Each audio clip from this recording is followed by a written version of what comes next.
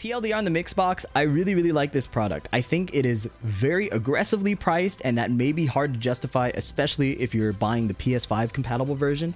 The cable door is a little small. I don't like how the door comes off. Not the best experience, but the cable seems solid and not likely to break. Arcade parts are always a pleasure to play on. If you're a keyboard player, the key switches are really nice to play on too. Some techniques are easier. Some hitbox techniques are harder or impossible, like the two-handed techniques. In general, I think what you get for the Mixbox is the up button being in a more intuitive spot. So if you've seen other hitboxes, the up button is down here. This is a very reflective stick. The up button is down here. So there's a bit of a learning curve. But I think if you go for a Mixbox or a keyboard, it's so intuitive. Everything you would do on a pad or a lever just makes sense when the up button is on up.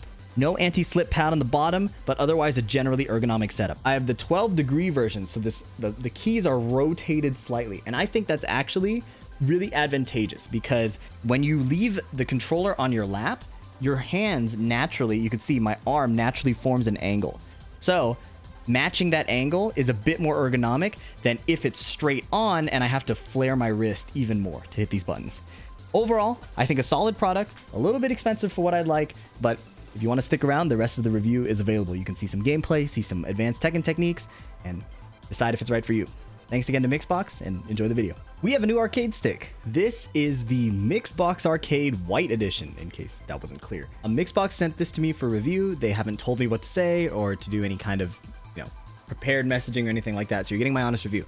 And truthfully, I'm not really a keyboard kind of player, but if you saw my last controller tutorial, you saw that keyboard was notably missing. Well, everybody mentioned that I left out the keyboard players.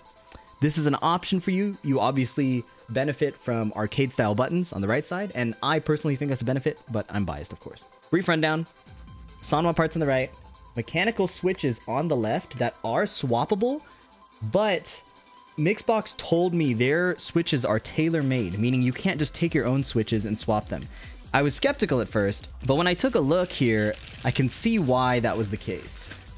And the reason is it looks like they have their own PCB on the bottom. I don't know if that's very visible here. It has like different legs than a normal Cherry MX switch. So I'm not sure if there's a way to work around that, but it appears for now that they are a custom solution. The body is entirely metal. The bottom has no anti-slip. This is just black metal. So that's one little con right away. There are these feet. I'm guessing if you put it on the desk to play, it's not bad. Other thing I kind of don't like is this door for the cable comes off completely. So you can lose this. And to put it back on, there is a little notch right here for the cable to fit, but you kind of have to like line it up. It's really weird. If I played with it at home, I probably wouldn't have this on. And I don't know if you can see this at all. Inside there are spare switches. So you can store spare switches, and I assume spare buttons can go here or something like that. The weird part is the spare button holder looks too small for these full-size buttons. So I'm not sure what they were cooking with that. It might just be leftover from manufacturing. I have the universal PS5 version. So taking a look here, this is their website. This is the version I have. I have the 12-degree rotated because I imagined that that would be more ergonomic. I don't have a long-term use history of this, so I can't verify that, but it's something that's really important to me. And I think when you're resting this on your lap, your arms naturally go at like an angle. So I'll switch to the hand cam here. When you rest this on your lap, your arms naturally sit at kind of an angle here, right? They come in bent. And so for me, the 12-degree angle rotation made the most sense. If I were forced into this kind of an angle, you'll see that my arm is kind of really tucked in, my wrist is kind of flared out. I think that's a recipe for pain. So for me, the rotation made the most sense. I asked Mixbox to send me all the different switches. I haven't tested them all. I think that because they're tailor-made, it's kind of annoying, but you will have to get their switches. There's a PS5 upgrade kit, so without it, it's $270. With it, it's $340. So that's a big price upgrade, but I think it's what you would expect for a Brook fighting board, like Brook Universal fighting board. Yeah, about like $60 to $80, depending where you get it from. So that's more or less the standard price. I don't think that's a big upcharge for the technology, but it is pretty expensive for a controller. All right, let's get it in game. To review this properly, I want to go over different techniques that you would probably use in Tekken in general, and then some character specific stuff, right? So I'm going to start with Steve. Steve has a lot of standard Tekken movement. and has some unique stuff that we can look at too. Now, funnily enough, when I took this out just for some initial testing, there was a really hard Steve technique that I could do immediately. And that was a little surprising to me. So what this technique is from, if you hit down forward 2 and it counter hits, you can go into ducking stance by hitting 3. The ducking stance, though, you're kind of stuck in it. You can't really move around after. You see how I hit these other buttons and nothing happens? Right? It comes out after a delay. So for this ducking stance, if you crouch after, you can act sooner.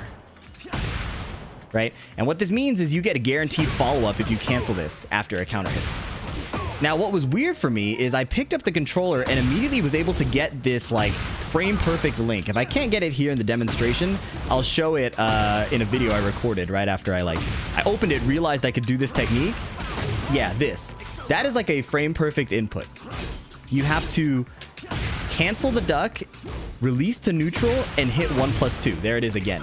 Now, I can barely get this on arcade stick at all. But I noticed on the Mixbox I could, and I think the reason why is if you look here at these inputs on the left, there's no gap between the down back and the neutral 1+2. If you see me try it, this is getting a little nerdy right away. But if you see me try it right away, there's a gap, right? You see the gap between me releasing down back and getting the 1+2. So for this very specific technique, it was pretty interesting how consistently I could perform that. When it comes to Korean backdashing and sidestep canceling and all these other things, it feels similar to a hitbox. I will say that doing it on a keyboard switch with a bit more throw is kind of nice, personally. Especially if you're coming from keyboard use, this probably won't feel that unfamiliar.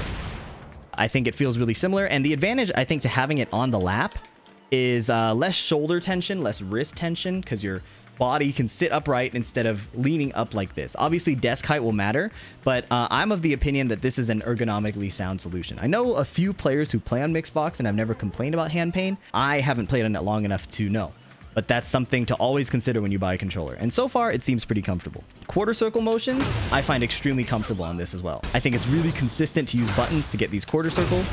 Steve needs to do this pretty consistently for one of his key lows, and this key mid, this huge, safe, heat engaging, heat dash launching mid. So I think it's pretty important. One thing that's immediately different, I've been playing on a hitbox lately for Street Fighter. This is the Tesseract Hypercube. It's not about this, but on this controller, the up button is on the bottom. So where this is more intuitive immediately is the up button's on top. For me, it's unintuitive because I spent so much time doing it with my thumb, but I think if you're trying to switch away from keyboard or away from pad, you'll immediately understand how to do these up inputs more reliably, right? If you want to do Steve's hop kick or Steve's hop punch, for example, the up input feels very intuitive. Same with sidestepping.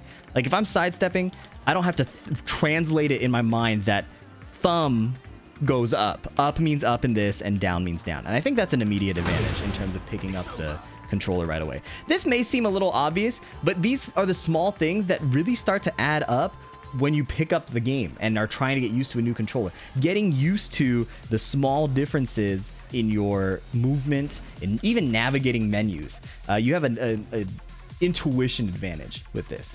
So Steve makes a ton of sense to me. The transition to neutral generally feels pretty nice because I'm just releasing a button instead of expecting the lever to do something else. There's something going on. I can't extend a duck. Oh, I think I activated turbo somehow. So this is a great little accident that just happened. I'm holding turbo with X, and that's doing a lot of inputs. It appears I've turned it off.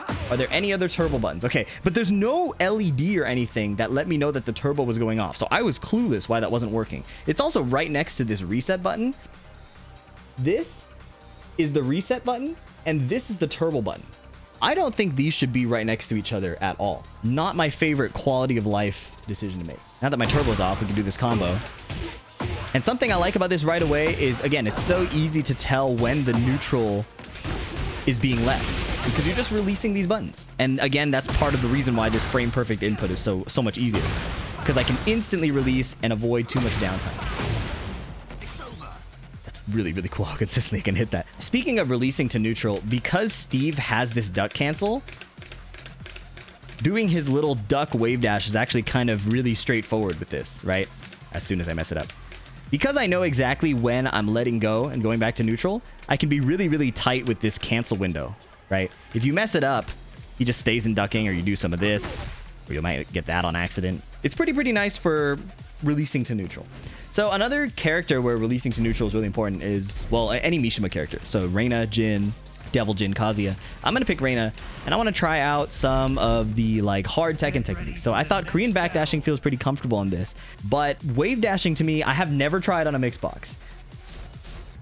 I have never practiced this before, and immediately my first impression is it's doable with practice for sure, but it feels a little weird. I'm hitting the forward input a lot, and until I coordinate it slowly, I'm going to be doing wave dashes really slowly. When you're doing something like an electric, in theory, it should be a bit more straightforward to understand when you're hitting this diagonal, right? Because you'll do forward, release, down, and then the down forward comes as soon as your index finger lands. So in theory, you can coordinate that with your right hand and get an electric every time. If you think about that index finger coming down at the same time as your right hand. It's not entirely free, but it's definitely easier to coordinate. One disadvantage compared to a standard hitbox is on the hitbox, the direction buttons are really close to the action buttons. So you can do things like, I'm going to do it on the Mixbox here, where you use your right hand to hit the attack button and the direction at the same time to get perfect electrics every time. This isn't as feasible in the Mixbox because of how far this is. So you lose access to some of those techniques, which is, in my opinion, a huge advantage of the all button layout. Especially when you switch sides, some techniques become harder on all button layouts. When you're relying on your ring finger and your middle finger to do everything, it's nice sometimes to have the SOCD cheats, simultaneous or opposite cardinal direction cheats, where if you hold left and right at the same time, it becomes neutral. And there are ways to exploit this to get like forward dashes without spamming your ring finger, right? I'm not a hitbox expert for Tekken, so I don't know all of the shortcuts. I think it is more difficult to do the two-handed ones. Obviously, if you do some kind of Korean backdash, for example, that uses SOCD, great demonstration. It can still be doable. The player one SOCD is a bit easier.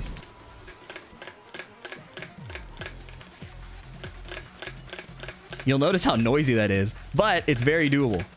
And unlike a keyboard where there aren't keys below this to interfere with this motion, you can KBD pretty well using the SOCD method.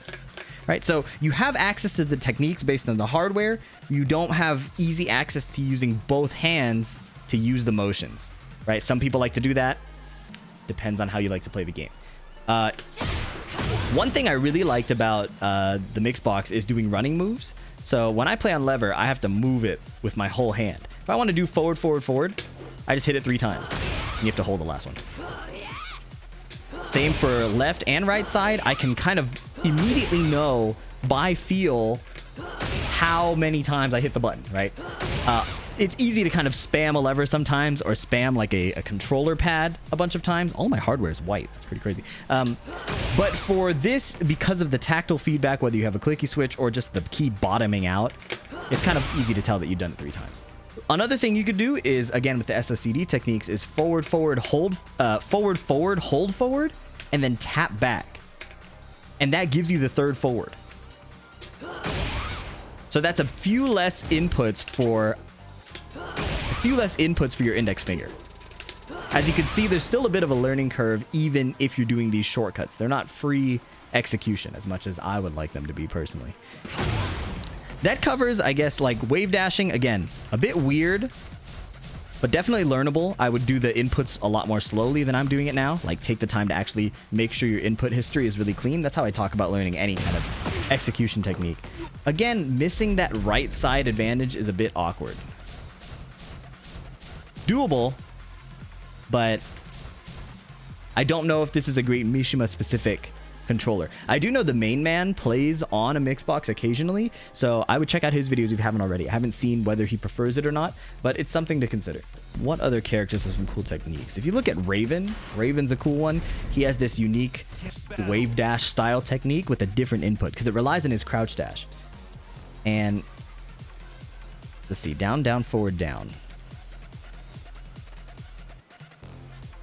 Something like this.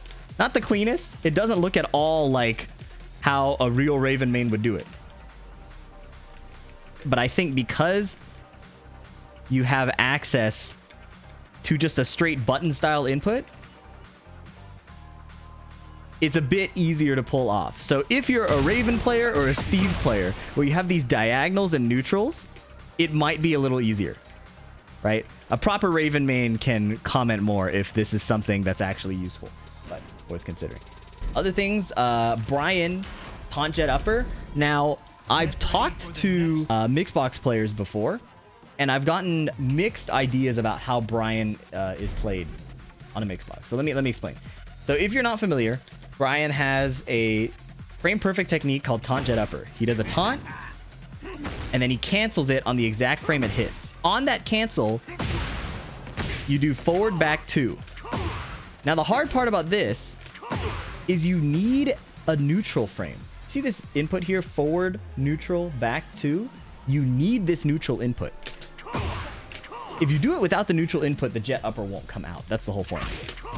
Some Mixbox players I've talked to are so fast that they skip that neutral entirely. Since we're here, let's try to land a TJU upper. So the TJU upper, you need to cancel on the first frame, and then hit 1 frame of neutral, and then back 2 on the last frame. If you're learning this on your own, it's worth getting the jet upper input perfect. So if you look at my input history, I'm either missing the neutral or holding forward for more than 1 frame. And that's one of the hardest parts immediately, is how do you tap forward for exactly 1 frame? Especially on a Cherry MX Red, I find that one of the hardest parts right away. I'm getting 2 frames there. 2 frames. And all my efforts to speed it up are more likely missing the neutral. But this may be a technique that might be harder on a button controller compared to a levered controller, right? Because that 1 frame is so elusive. One thing that immediately came to mind while I was doing that, though, was Just Frame Skyrocket from Hwoarang. So for this input, it's forward, neutral, and then down forward at the same time, right? This is the perfect example of a Mixbox design technique. I messed it up. It's virtually impossible, in my opinion, to miss, well, I proved it, to hit these 3 buttons not at the same time, right? And as soon as I bring it into existence, I'm going to mess it up, right? But this is one really cool advantage right away. Now, the hitbox can do the same thing. Again, you're mostly looking for the advantage of keyboard comfort and this up switch. But this technique being a lot easier is pretty cool. This is perfect proof that the controller does not make the player. All right, let's move on before I embarrass myself more. Crouch cancel characters like Dragonuv. Dragonuv uses crouch cancel in his combos, which is sidestepping up in the middle of a stance that leaves you in crouch. Right, so his standard combo here, when Kazuya is not blocking, is crouch canceled after this, right? If you don't crouch cancel for this part of the combo, you'll get this. You'll get the slide, right? You have to crouch cancel the stance so that you can get this standing 3. And with this up button, it's really intuitive, actually. Yep. So crouch cancel stuff seems pretty straightforward, again, because it's a button press rather than any kind of long movement with a lever or a controller pad. A controller pad is not really a long movement, but something about the immediate feedback of these keyboard switches is really, really nice. Let's look at like King's giant swing inputs, right? So half circle. On a lever, pretty straightforward, just take some time. On a controller, you have to swipe with your entire thumb. If I want a giant swing here, pretty fast. But not as free as I would think. I see the problem. If you miss the down input, I believe. Oh no, you have to just hit on the forward.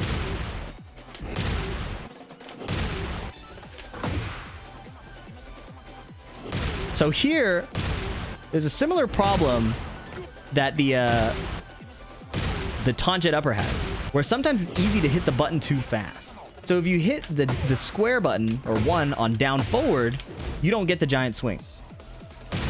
You also have to make sure when you start this half circle movement that you are releasing forward.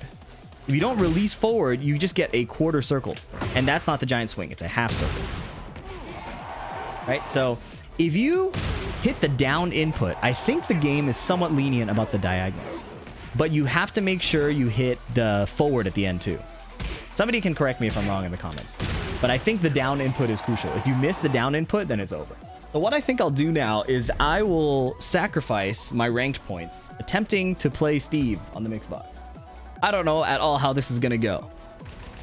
I would play a Mishima, but because I don't have the wave dashes down, it feels like not the best choice. So let's see if we can find a match and see if we can get a win on the Mixbox. All right, 5-bar Wi-Fi. Steve versus Victor. I can't play as many 1-2-1s. I can't play as many back ones. Otherwise, we'll see what we can do. 1-2-1. Okay, QCF1 was nice. Running 2. Wow, what a mash.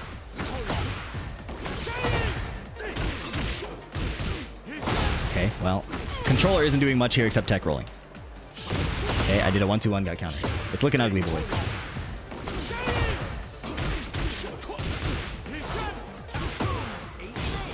Okay, just get some health back. Oh, shoot. Nice.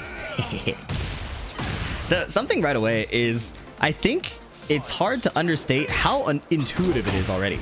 Like, even though I've had this is my first match on a Mixbox, it doesn't have that like hitbox learning curve where I have to adjust to up and down being different.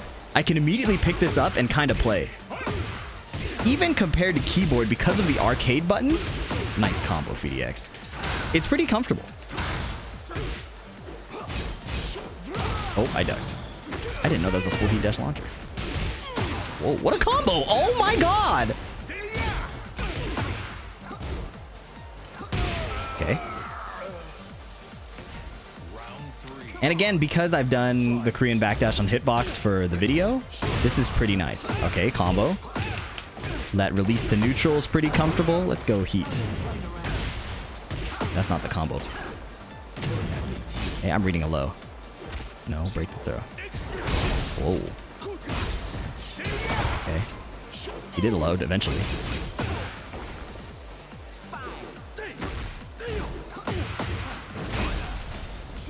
Oh! Okay. Ow. Ow. Victor combos go on forever, man. Nice running move. Ooh, okay, combo. Don't drop it, please. Rage art. I'm a coward. I have to rage art. Okay. So, right away, that move is a peekaboo up forward 2. So I've said it a million times, but I think the up input is being intuitive is really, really nice. One thing I don't like right away about the up input, I said right away like we're not 30 minutes into the video or whatever. The up button hides behind the down button, so you can't really see it here. I'll show you after. But the down button is lifted so high that I kind of scrape it on my way to the up button a lot. And I don't like that. I feel like I'm accidentally going to hit down and up at the same time. Let me not lose. Nice block. Nice punish. Oh my god. Nice. Yeah, I'm more consistent of this combo on Steve on Mixbox than on lever. That release to neutral is just so nice. Ooh, ooh, ooh. Oh, I missed my forward.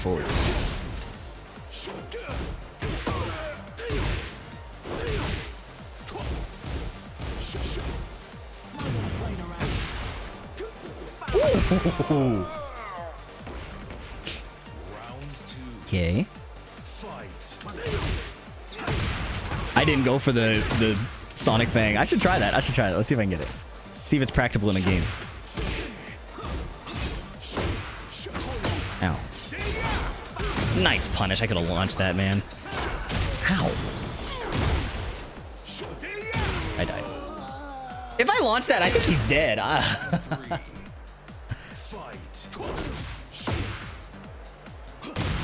I got counter hit jabbing.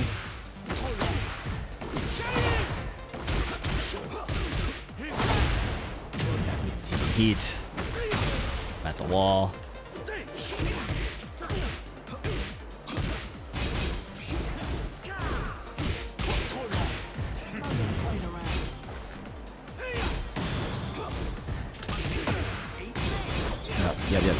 Yep. Middle. Oh!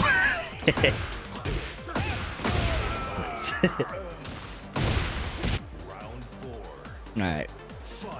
See if we can clean it up. Nope, we got counter hit. Ow.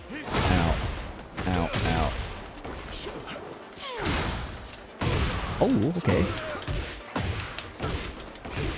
My combo game is boring. I'm sorry. I'm on the new controller debuff. Sidewalk left. No. Oh, that was not the punish. Oh, he gave me a second chance. I sold. Oh my god. Oh, there's a launch there somewhere. Okay. Okay, hold on. PhiDX, do something cool.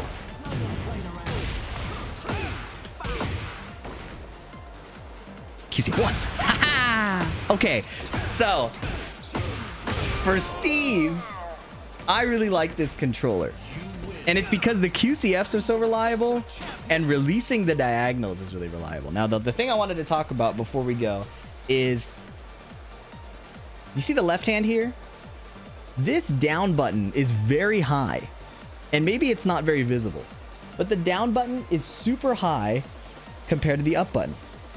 So when I look at it flat and level, this probably does not convey it at all. But when I look at it flat and level, you might be able to notice that it's so hard to consistently hit the up button without accidentally touching this button, the down button. So it hasn't been an issue yet, so maybe this is a moot point to bring it up. But I am constantly paranoid that I'm going to hit this button and then like not get my up input.